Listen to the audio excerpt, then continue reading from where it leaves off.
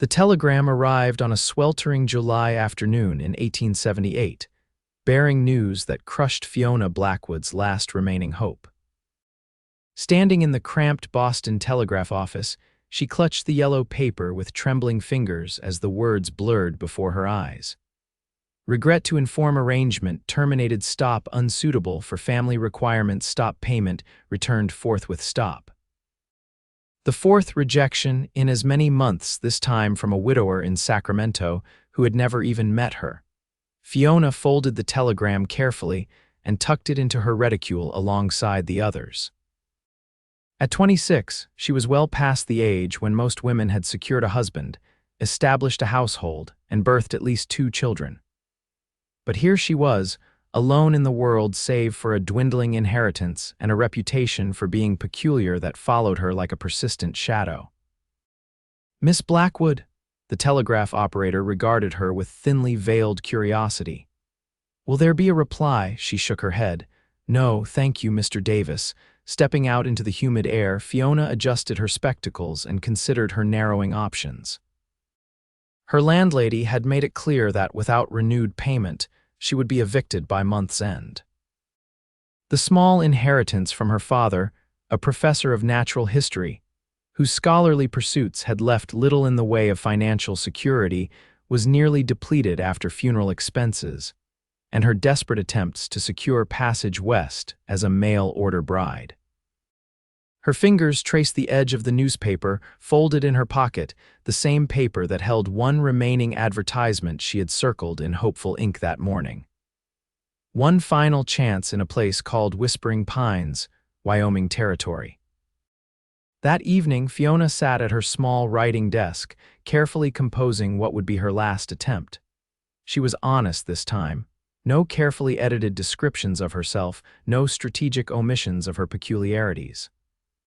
If this was to be her final chance, she would present herself truthfully, her passion for scientific observation, her habit of collecting specimens, her inability to engage in mindless social chatter, and her fierce independence. She enclosed the last of her daguerreotype portraits, one that captured her high forehead, serious green eyes behind round spectacles, and thick auburn hair pulled back in a practical style. 10 days later, her few possessions were packed in 2 modest trunks. Her specimen collection, carefully preserved beetles, pressed flowers, and geological samples, occupied much of the space, leaving little room for clothing. But Fiona had prioritized what mattered most to her. The journey west was arduous. The train carried her across vast expanses of landscape that gradually transformed from the familiar lush greenery of the east to sweeping prairies, and eventually the rugged terrain of the territories. Each mile marked her increasing distance from everything she had known and her approach toward an uncertain future. Fiona arrived in Whispering Pines on a clear September day. The small frontier town was nestled in a valley surrounded by pine-covered hills that rustled with a constant whisper in the wind, thus its apt name. As she descended from the stagecoach, stretching her cramped limbs, Fiona surveyed the single dusty main street with its wooden boardwalks and assortment of buildings. A general store, a saloon, a small church, and various other establishments comprised the heart of the settlement. She smoothed her travel-worn skirts and adjusted her spectacles, scanning the faces of those who had gathered to witness the stagecoach's arrival. No one stepped forward to claim her. "Miss Blackwood." The stagecoach driver set her trunks on the ground beside her. "This is your stop, correct?" "Yes, thank you." Fiona tried to mask her uncertainty. "I was to meet a Mr. Howard Tanner." The driver exchanged glances with a bystander. "Tanner's place is about 3 miles north of town. Don't reckon he's coming in today, though." "I see." Fiona maintained her composure, though her heart sank. "Is there an establishment where I might secure lodging for the night?" "There's Mrs. Winter's boarding house down the street," the driver pointed. "But I should tell you, miss, thank you for your assistance." Fiona interrupted, not wanting to hear whatever piece of gossip or warning was forthcoming. She had enough experience with people's opinions of her arrangements. Hiring a local boy to transport her trunks, Fiona made her way to the boarding house, a two-story white clapboard building with a wide porch. Mrs. Winters, a plump woman with shrewd eyes, took in Fiona's appearance with undisguised curiosity. "You must be the mail-order bride Tanner sent for," she said without preamble as Fiona signed the guest register. "I am indeed expected by Mr. Tanner," Fiona replied cautiously. Mrs. Winters pressed her lips together. "Well, you're welcome to stay the night. $1 including supper and breakfast." That evening, as Fiona sat alone at supper, the whispers around her were impossible to ignore. Tanner's fourth attempt? It won't last a week out there. Strange one himself, but even he has limits. Fiona ate mechanically, her appetite diminished by anxiety.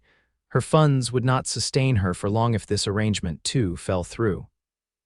When she retired to her small room, sleep eluded her as she contemplated what morning might bring. At breakfast, a commotion outside drew her attention. Through the window, she observed a wagon pulling up, driven by a weathered man with a thick gray beard.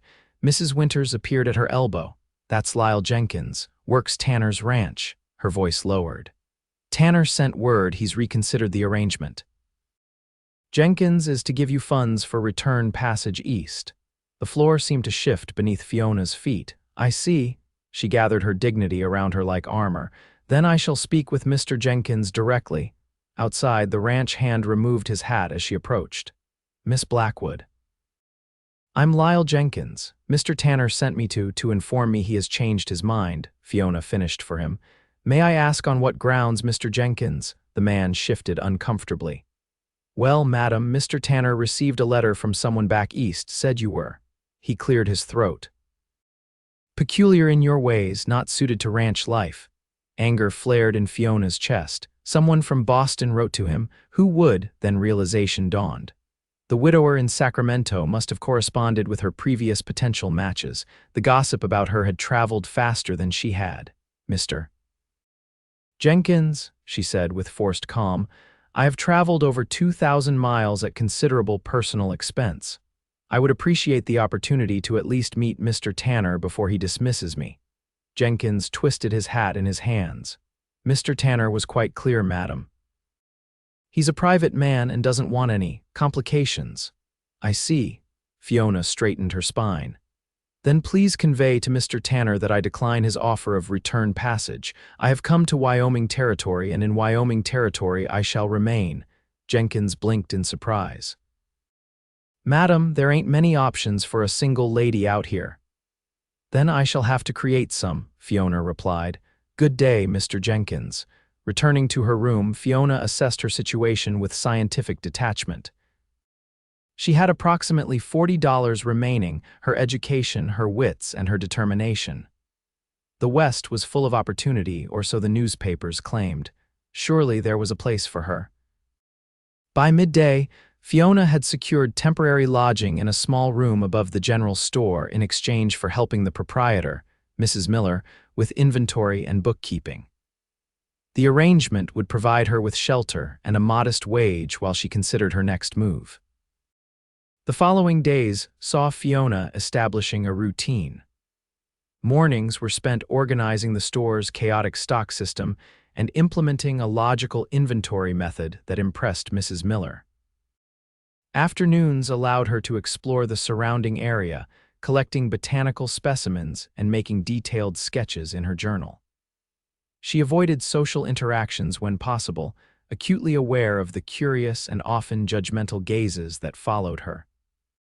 It was during one of her excursions, nearly 2 weeks after her arrival, that Fiona's path crossed with that of Luke McAllister. She was crouched beside a small stream, examining an unusual mineral formation, when the sound of approaching hoofbeats drew her attention. The rider pulled his horse to a stop several yards away, regarding her with undisguised curiosity. He was tall and broad-shouldered, with sun-bronzed skin that spoke of years under the open sky. Dark hair curled from beneath his hat, and a short beard framed a face that somehow managed to look both weathered and youthful at once.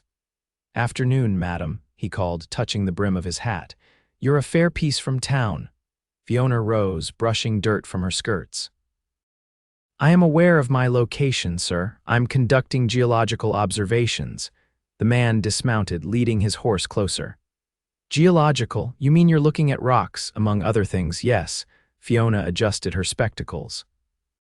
This area displays fascinating sedimentary patterns that suggest it was once beneath an ancient sea. Instead of the dismissive response she expected, the man's face lit with interest. Is that so? I always wondered about the shell-like impressions in some of the rocks around here. Surprised, Fiona found herself explaining the basics of fossil formation as the stranger listened attentively. When she finished, he extended his hand. Luke McAllister, I ranch about 5 miles west of here. Fiona Blackwood. She hesitated before accepting his handshake, noting his strong, calloused grip. You're new to Whispering Pines, he observed. Staying with Mrs. Miller, I hear. News travels quickly in small communities, Fiona remarked dryly. Luke grinned, revealing a slightly crooked front tooth that somehow enhanced rather than detracted from his appearance. That it does, though I reckon not all the news has been accurate. Oh, Fiona raised an eyebrow. Well, according to Barney over at the saloon, you're either a witch studying potions in the wilderness or a bluestocking running from a scandal back east. His eyes twinkled with amusement. But you don't look much like a witch to me, Miss Blackwood. Despite herself, Fiona felt her lips twitch. How disappointing for Mr. Barney. I've never attempted to brew a potion in my life, though I do study botanical specimens for scientific purposes. And the scandal, my only scandal is being precisely who I am without apology, she replied, a trait that has proven surprisingly controversial. Luke's expression sobered. I heard about Tanner, man's a fool, Fiona stiffened. You know about that arrangement, like you said, news travels fast, Luke shrugged. For what it's worth, Howard Tanner's known for having poor judgment. Last year he tried breeding his best mare with a half-blind stallion because the price was right. A startled laugh escaped Fiona. I'm not certain whether to be offended or relieved by the comparison. Take it as a compliment, Luke advised, mounting his horse again. Tanner wouldn't recognize quality if it kicked him in the head. He tipped his hat. Good day, Miss Blackwood. Watch out for rattlers on your way back to town. As he rode away, Fiona found herself staring after him with an unfamiliar sensation in her chest. It wasn't until she resumed her specimen collecting that she realized what it was. For the first time since arriving in Whispering Pines, someone had spoken to her as a person worthy of respect rather than as an oddity to be whispered about. The encounter lingered in her thoughts as she returned to town. Luke McAllister had seemed genuinely interested in her geological observations, not simply humoring her as men often did when she spoke of scientific matters. It was refreshing. Over the next several weeks, Fiona found herself unexpectedly crossing paths with Luke McAllister with increasing frequency. He would appear at the general store just as she was organizing the new shipment of goods, or she would encounter him at the post office when she went to mail her letters to scientific correspondents back east. During one such encounter, as Fiona was leaving the store with a package of new botanical paper, Luke fell into step beside her. Miss Blackwood, he greeted her, I've been meaning to ask. There's a formation of rocks on my property that reminds me of what you described, strange colors and layers. Would you have an interest in examining them? Fiona regarded him with surprise. You're inviting me to your ranch to look at rocks, Mr. McAllister? Well, when you put it that way, it sounds less exciting than I intended, he admitted with a self-deprecating smile. But yes, essentially. I could bring you out there and back before sundown. Fiona hesitated. The invitation seemed innocent enough, but she was acutely aware of how such an outing might appear to the townsfolk who already regarded her with suspicion. I appreciate the invitation, but I understand your concern, Luke interrupted gently. How about this? Mrs. Miller could accompany us, a proper chaperone to protect your reputation. The fact that he had anticipated her worry and offered a solution touched Fiona unexpectedly. That would be acceptable, she found herself saying, if Mrs. Miller is willing. Mrs. Miller was indeed willing, almost suspiciously eager, in fact. The following Saturday found the three of them in Luke's wagon, heading west out of town toward his property. The day was clear and crisp, autumn painting the landscape in vibrant hues. "How long have you been in Wyoming territory, Mr. McAllister?" Fiona asked as they traveled. "Coming on 8 years now," he replied. "Came out after the war with nothing but determination and a bad shoulder that still aches when it rains." "You fought in the war between the states?" Mrs. Miller inquired. Luke nodded. "Union cavalry, not something folks around here always appreciate hearing, but I've never been one to hide it." "That would make you approximately 35, Fiona calculated aloud, then immediately flushed at her forthrightness. Luke chuckled. 36 next month, Miss Blackwood, and you?" "A gentleman doesn't ask a lady's age," Mrs. Miller chided. 26, Fiona answered anyway. "Though I'm often told I seem older." "Because of your education and scientific interests," Luke guessed. "Precisely. Many find it unsettling in a woman." Luke's expression grew serious. "Education is never wasted, regardless of who possesses it. My mother taught me that. She was a schoolteacher before she married my father." The sincerity in his voice silenced Fiona's usual defensive response. Instead, she found herself studying his profile as he guided the horses, the straight nose, the firm jaw beneath his beard, the smile lines around his eyes that suggested he laughed often. Luke's ranch came into view as they crested a gentle hill. Unlike the larger cattle operations in the area, his was modest in size but meticulously maintained. A sturdy 2-story house stood as the centerpiece, surrounded by several outbuildings. Fenced pastures held horses and a small herd of cattle. A creek wound through the property, bordered by cottonwood trees showing their autumn gold. "It's not much compared to some," Luke said, accurately reading her assessment, "but it's mine, free and clear." "It's lovely," Fiona replied honestly. "You've created something substantial here." Luke's expression warmed at her approval. "Let me show you those rock formations I mentioned. They're down by the creek." The afternoon passed with surprising swiftness. The rock formations indeed proved fascinating, a series of exposed layers that Fiona identified as containing fossilized remains of ancient sea creatures. Luke listened attentively as she explained the geological processes that had created them, asking intelligent questions that revealed a keen mind beneath his unassuming exterior. Mrs. Miller, after a token period serving as chaperone, retreated to the shade of the porch with a glass of lemonade provided by Luke's housekeeper, an older woman named Martha, who regarded Fiona with open curiosity. "Mr. McAllister hasn't brought a lady visitor to the ranch in all the years I've worked here," Martha remarked as she served them supper later, a simple but delicious meal of roast chicken, potatoes, and fresh bread. "Mrs. Miller and Miss Blackwood are here because of Miss Blackwood's scientific expertise," Luke explained, though a flush colored his neck above his collar. "Of course," Martha replied with knowing eyes that made Fiona study her plate intently. As they prepared to return to town in the fading light, Luke handed Fiona a small object wrapped in a handkerchief. "Found this while you were examining the creek bank. Thought you might want to add it to your collection." Unwrapping it, Fiona discovered a perfectly preserved fossil of a spiral-shelled creature. "A prehistoric ammonite," she breathed, tracing its delicate whorls. "It's beautiful. Reminded me of you," Luke said quietly.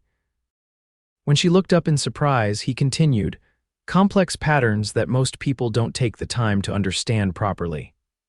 The ride back to town was mostly silent, with Mrs. Miller dozing against the side of the wagon.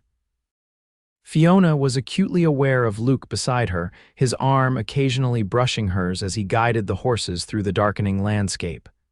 "Thank you for today," she said as they approached the outskirts of Whispering Pines. "It was unexpectedly pleasant." Luke's smile was visible in the fading light. High praise indeed from a woman who collects rocks for enjoyment. "They're specimens," Fiona corrected automatically, then caught the teasing glint in his eye. "You're mocking me." "Not mocking," Luke assured her. "Admiring, there's a difference." When they reached Mrs. Miller's store, Luke helped both women down from the wagon with gentle hands. His fingers lingered on Fiona's arm a moment longer than necessary. "Perhaps you might be interested in examining some unusual plant specimens I've noticed on the North Ridge," he suggested. "Another scientific expedition." Before Fiona could respond, Mrs. Miller interjected, "I'd be happy to chaperone again next Saturday." Luke's grin broadened. "Saturday it is, then." As Fiona prepared for bed that night, she found herself replaying moments from the day the way Luke had listened so intently to her explanations, his evident pride in his ranch, the thoughtful gift of the fossil.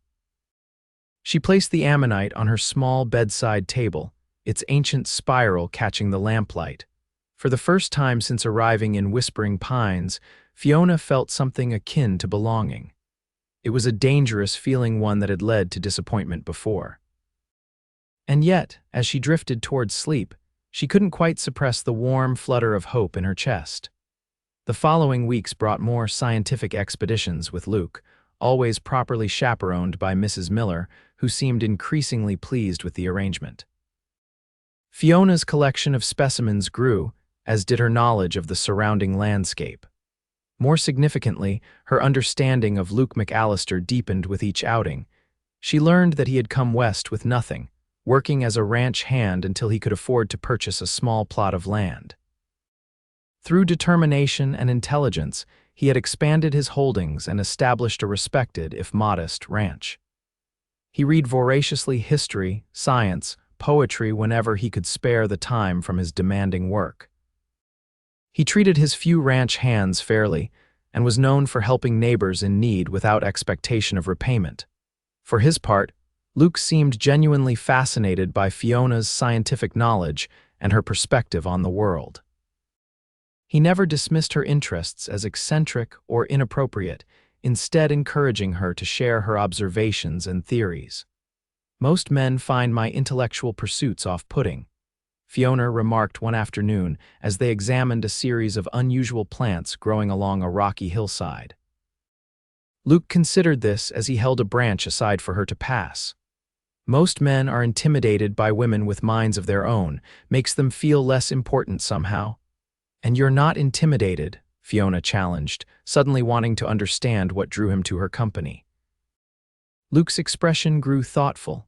"I reckon I've faced enough real dangers in life not to fear a woman who knows more than I do about certain subjects." His eyes met hers directly. "Besides, I find your passion for understanding the world around you admirable. Reminds me that there's always more to learn, more to discover." Something shifted between them in that moment, a recognition of mutual respect that transcended the usual boundaries between men and women in their society. As autumn deepened toward winter, Fiona's position in Whispering Pines gradually transformed. Her efficient management had significantly improved the general store's profitability, earning Mrs. Miller's genuine appreciation. Her knowledge of medicinal plants had proven valuable when the doctor was away, treating injuries and illnesses with effective herbal remedies that gained the grudging respect of townsfolk, who had initially dismissed her as peculiar. Most significantly, her association with Luke McAllister, a man respected throughout the community, had conferred a measure of acceptance she had never before experienced. The whispers about her continued, but their tone had shifted from suspicious to curious, sometimes even admiring. It was during the town's harvest festival in late October that Fiona first recognized the depth of her feelings for Luke. The community had gathered in the town square for music, dancing, and shared food. Lanterns hung from posts, casting a warm glow over the festivities as night fell. Fiona had attended reluctantly, at Mrs. Miller's insistence. She stood at the periphery, watching couples twirl to the lively fiddle music, feeling simultaneously apart from and yet somehow connected to the celebration. The sensation was so unfamiliar that it took her a moment to identify it. She was beginning to feel at home here. "Miss Blackwood." She turned to find Luke beside her, looking uncharacteristically formal in a clean shirt and vest, his hair neatly combed beneath his best hat. He extended his hand. "Would you do me the honor of this dance?" Fiona hesitated. "I'm not much of a dancer, Mr. McAllister." "Neither am I," he admitted with a smile, but I reckon we might be awkward together rather than separately." She placed her hand in his, allowing him to lead her to the edge of the dancing area. His arm slipped around her waist, maintaining a respectful distance while still holding her securely. As they began to move to the music, Fiona was acutely aware of his strength, the warmth of his hand against hers, the subtle scent of soap and leather that seemed to define him. "People are watching," she murmured, noting the curious glances directed their way.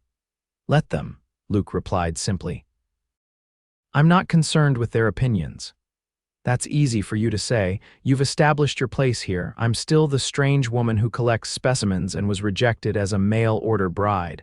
Luke's steps faltered slightly. "Is that how you see yourself? It's how others see me." His hand tightened on hers. "Not everyone." The certainty in his voice drew her eyes to his face. What she saw there, admiration, respect, and something deeper, warmer, made her breath catch. For a moment, the music and the crowd seemed to fade, leaving only the two of them in a pool of lantern light. The spell was broken by a harsh voice nearby. McAllister dancing with the witch woman. "What next?" Luke stiffened, his expression darkening as he scanned for the source of the comment. Fiona laid a restraining hand on his arm. "It doesn't matter," she said softly. "It matters to me," Luke growled. His eyes found Howard Tanner standing with several other ranchers, their expressions ranging from amusement to disgust. "Please," Fiona urged, "don't make a scene on my account." Luke reluctantly yielded to her request, but his jaw remained tight as they completed their dance in silence. When the music ended, he escorted her to a quiet corner near the refreshment table. "I apologize for Tanner's behavior," he said, his voice low with controlled anger. "You're not responsible for his actions," Fiona replied. "Besides, I've heard worse." "That doesn't make it acceptable." Luke's eyes held hers intently. "You deserve better, Fiona." It was the first time he had used her given name, and the intimacy of it sent a flutter through her chest. Before she could respond, Howard Tanner approached, clearly having imbibed freely from the whiskey being passed around among the men. "McAllister," he called, loud enough to draw attention. "Didn't think you were desperate enough to court my leavings." Luke's body tensed beside her. "Tanner, you're drunk. Go home before you say something you'll regret," Tanner sneered. Already regretting I ever considered her for a wife, heard she was peculiar but didn't know she was downright unnatural. Collecting dead things, poking around in the dirt like a man, spouting nonsense about science. A hush fell over the nearby crowd as people turned to watch. Fiona felt the familiar weight of judgment pressing down on her, threatening to crush the fragile sense of belonging she had begun to cultivate. Luke stepped forward, placing himself between Fiona and Tanner. "You rejected her without even meeting her, based on gossip and your own narrow mind. That was your mistake, the best mistake you ever made." His voice carried clearly in the silence. "Because it gave me the chance to know the most intelligent, fascinating woman I've ever met," Tanner scoffed. "She's odd, McAllister, everyone sees it." "She's extraordinary," Luke countered, his voice rising with conviction. "And I won't have you or anyone else in this town disrespecting my wife." A collective gasp rose from the onlookers. Fiona herself couldn't suppress a small sound of shock. Luke seemed to realize what he had said a moment after the words left his mouth. He turned to face her, his expression a mixture of determination and vulnerability. "I had intended a more private moment for this," he said, his voice gentler now, "but since circumstances have forced my hand." He took her trembling fingers in his. "Fiona Blackwood, I would be honored if you would consider becoming my wife, not because you need my protection or my name, but because I have come to admire and care for you more deeply than I ever thought possible." The world seemed to still around them. Fiona was acutely aware of every sensation, the warmth of Luke's hands around hers, the weight of dozens of watching eyes, the distant call of a night bird, the scent of autumn leaves and wood smoke. "You can't be serious," she whispered, searching his face for any sign of insincerity or impulsive chivalry. "I have never been more serious about anything in my life," Luke replied, his eyes never leaving hers. "Say yes and make me the happiest man in Wyoming territory." Fiona was not a woman given to impulsive decisions. She analyzed, considered, weighed evidence before reaching conclusions. Yet in this moment, looking into Luke's earnest face, she found that the conclusion had already been reached somewhere in the depths of her heart. "Yes," she said, her voice strengthening with certainty. "Yes, I will marry you, Luke McAllister," his face transformed with joy. In a move that scandalized half the town and delighted the other half, Luke swept her into his arms and kissed her thoroughly, right there in the middle of the harvest festival. When they parted, breathless and smiling, Howard Tanner had slunk away, and the crowd around them had erupted into a mixture of cheers, whispers, and exclamations. Mrs. Miller was beaming like a woman whose secret plan had come to perfect fruition. "Well," Luke said, grinning down at Fiona, "I reckon we've given them something new to talk about." "Indeed we have," she agreed, surprised to find she didn't mind being the center of attention for once. "Though I must point out, Mr. McAllister, that your proposal lacked certain traditional elements. Such as, you neither asked for my hand properly nor offered a ring," she pointed out with mock seriousness. Luke laughed, the sound rich and warm in the night air. "I'll remedy both oversights tomorrow, Mrs. McAllister to be. For now, might I have another dance with my fiancé?" As he led her back to the dancing area, Fiona felt a profound sense of wonder. She had come to Wyoming territory seeking security through marriage to a stranger, a practical arrangement born of necessity. Instead, she had found something infinitely more valuable. A man who valued her precisely for the qualities others had deemed strange, who saw her as she truly was and admired her for it. The following morning, Luke arrived at Mrs. Miller's store with a small velvet box and a properly rehearsed proposal, delivered on one knee before an amused Mrs. Miller and several curious customers. The ring was a simple gold band set with a small, perfect pearl. "It was my mother's," Luke explained as he slipped it onto Fiona's finger. "She always said pearls were more interesting than diamonds, unique products of irritation and persistence, just like the best people." "It's perfect," Fiona whispered, recognizing the significance of his offering this family heirloom. They were married 2 weeks later in Whispering Pines' small church. The ceremony was simple but attended by most of the townspeople, their presence a testament to Luke's standing in the community and perhaps to the town's gradual acceptance of Fiona. Martha, Luke's housekeeper, had prepared the wedding feast, served at the ranch that would now be Fiona's home as well. As guests mingled in the yard, eating and drinking in celebration, Fiona found a moment of quiet on the porch, taking in the scene with a sense of unreality. Luke joined her, slipping an arm around her waist. Having second thoughts, Mrs. McAllister, the name sent a pleasant shiver through her. Not second thoughts, perhaps wondering thoughts. How did this happen? How did I arrive here rejected and end up? She gestured to the celebration, to the ring on her finger, to him. Some might call it fate, Luke suggested, or perhaps just the natural consequence of two people finding what they didn't know they were looking for. A scientific explanation, Fiona approved. Complementary elements forming an unexpected but stable compound, Luke laughed. I do love the way your mind works. He brushed a loose strand of hair from her face. And the rest of you as well, if that wasn't clear. His kiss was gentle, but held the promise of deeper passion to come when their guests had departed. Fiona found herself both nervous and eager for that moment to be truly his wife in every sense.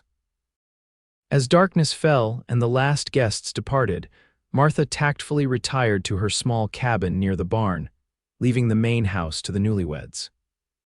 Fiona stood in the bedroom, their bedroom now taking in the solid furniture, the quilted bed, the small touches that spoke of Luke's practical nature and unexpected aesthetic sense. He entered quietly, having locked up the house and banked the fires. For a moment they regarded each other in silence, the reality of their union settling around them like a tangible presence. I want you to know, Luke said finally, that I have no expectations beyond what you're comfortable with. We have time, Fiona. His consideration touched her deeply. I'm not afraid, she replied honestly, just unpracticed. My knowledge of marital relations is primarily theoretical. A smile tugged at his lips. Theoretical, is it? Based on scientific texts, I suppose, and observation of animal behavior, Fiona added, feeling her cheeks warm. Though I recognize that human coupling is considerably more complex due to emotional factors and social constructs. Luke crossed to her, taking her hands in his. Perhaps this is one area where direct experience might be more instructive than theory, he suggested gently, a practical experiment. Fiona's voice was breathier than she intended, if you're willing. His thumbs traced circles on her palms, sending unexpected tingles up her arms. I am, with infinite patience, Luke introduced Fiona to the physical aspects of marriage. His touch was reverent, his guidance gentle as he helped her navigate unfamiliar sensations and responses. What began as awkward exploration transformed into something profound and moving as their bodies learned each other's rhythms and desires. Afterward, lying in his arms as moonlight filtered through the curtains, Fiona marveled at the journey that had brought her here from lonely spinster in Boston to beloved wife in Wyoming territory. "What are you thinking?" Luke murmured against her hair. "That I'm grateful Howard Tanner rejected me without meeting me," she replied honestly. "Had he not, I might never have found you." Luke's arms tightened around her. "Then I owe the man a debt, though I doubt he'd appreciate my gratitude." He kissed her temple. "Get some rest, wife. Tomorrow I'll help you set up a proper space for your specimen collection." It was this simple acceptance of her passions, this willingness to incorporate her interests into their shared life, that confirmed for Fiona that she had indeed found something rare and precious. As she drifted towards sleep in her husband's embrace, she felt a sense of completion that had eluded her throughout her previous life. The transition to ranch life brought expected challenges, but also unexpected joys. Luke had converted a small outbuilding into a workroom for Fiona's scientific pursuits, installing shelves for her specimens and a large table for her to work at. He often joined her there in the evenings, genuinely interested in her latest discoveries and theories. For her part, Fiona embraced her role as ranch mistress with characteristic thoroughness.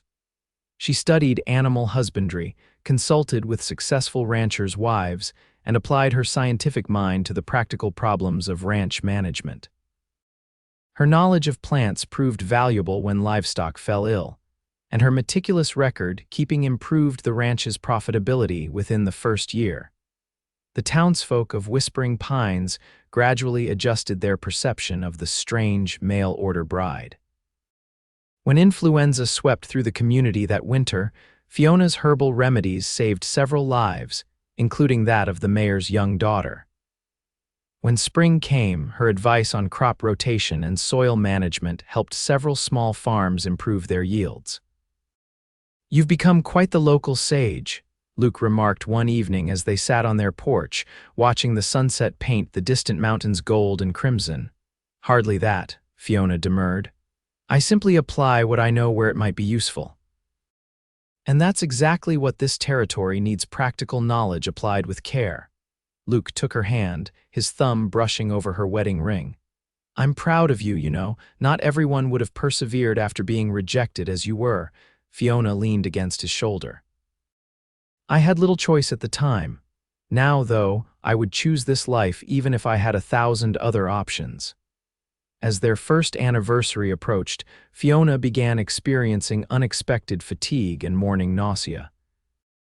Having read extensively on the subject, she recognized the symptoms before consulting the town doctor to confirm her suspicion. She planned a special dinner to share the news with Luke, preparing his favorite dishes with Martha's assistance. When he returned from a day of working with the cattle, she was waiting on the porch, a small wrapped package in her hands. "What's this?" Luke asked, kissing her in greeting. "Our anniversary isn't for another week." "An early gift," Fiona replied, unable to contain her smile. "Open it." Inside the box was a tiny pair of knitted booties. Luke stared at them uncomprehendingly for a moment before understanding dawned in his eyes. "Fiona, are you?" She nodded, her eyes bright with unshed tears of joy. "In approximately 7 months, you will be a father, Mr. McAllister." Luke whooped with delight, lifting her carefully in his arms and spinning her around the porch. "A baby, our baby." His face was alight with wonder and happiness. "Are you feeling well? Do you need anything? Should you be resting?" Fiona laughed at his barrage of concerned questions. "I'm perfectly fine, Luke. Pregnancy is a natural process, not an illness. Even so, you'll take care, won't you?" His hand moved to rest gently on her still flat abdomen. "Both of you, of course." She covered his hand with hers. "I've already begun documenting the progression of symptoms and physical changes. It's a fascinating process from a scientific perspective." Luke's laugh was tender. "Only you would approach motherhood as a scientific study." "It helps me process the emotional aspects," Fiona admitted. "Which are?" "Considerable and sometimes overwhelming." Luke's expression softened. "You're going to be an extraordinary mother, Fiona. Our child will be the most thoroughly educated, deeply loved little person in all of Wyoming territory." The pregnancy progressed smoothly through the winter months. Fiona maintained her activities as long as possible, simply adapting them to her changing body. Luke hovered protectively, though he tried to disguise his concern behind practical assistance and tender care. Their son was born on a clear spring morning in 1880, arriving with a lusty cry that announced his healthy lungs to the world. Luke paced outside the bedroom during the delivery, only Martha and the midwife attending Fiona. When finally invited in, he approached the bed with reverent steps, his eyes fixed on the small bundle in his wife's arms. "Luke," Fiona said softly, "meet your son." He sank onto the edge of the bed, one finger gently tracing the perfect outline of the baby's cheek. "He's beautiful," Luke whispered. "Perfect." "I thought we might name him Frederick after my father," Fiona suggested. "Frederick Lucas McAllister." "A fine name for a fine boy," Luke agreed, his voice thick with emotion. He leaned forward to kiss Fiona's forehead. "Thank you for this gift, my love." As spring bloomed into summer, young Frederick Fred, as they came to call him, thrived under his parents' devoted care. Luke built a cradle that could be moved between rooms, ensuring the baby was always near at hand. Fiona, true to her nature, kept detailed records of his development, noting each milestone with scientific precision and maternal pride. One evening, as summer's heat began to wane toward autumn, Luke found Fiona in her workroom. Fred was asleep in his cradle nearby while she sorted through pressed wildflowers, organizing them in her herbarium. "Still at work?" Luke asked, coming to stand behind her and massage her shoulders gently. She leaned into his touch. "Just finishing. These specimens need to be properly labeled before I forget their properties." Luke glanced at the sleeping baby. He's going to grow up thinking all mothers collect plants and rocks and write scientific observations. "Would that be so terrible?" Fiona asked, a hint of old insecurity in her voice. "It would be wonderful," Luke assured her. "He'll know that curiosity and knowledge are to be valued, not feared, that being different isn't something to hide." He turned her to face him. "And he'll know that being exactly who you are can lead to finding exactly where you belong." Fiona rose on tiptoe to kiss him, her heart full of gratitude for this man who had embraced her peculiarities as strengths. "I love you, Luke McAllister. And I love you, Fiona McAllister, my strange, wonderful, perfect wife."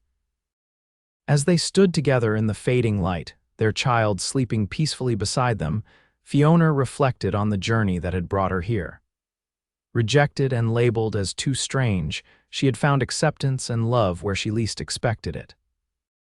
In Luke's arms, in their home, in the life they were building together, she had discovered that being different wasn't a flaw to overcome, but a gift to be celebrated.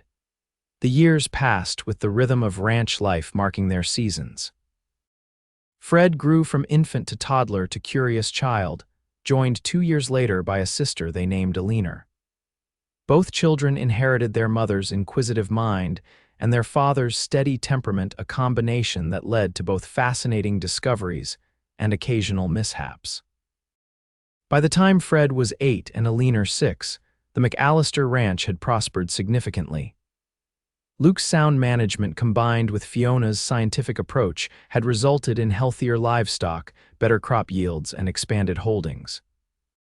Their home had been enlarged to accommodate their growing family and Fiona's ever-expanding collection of specimens, which now included contributions from their children.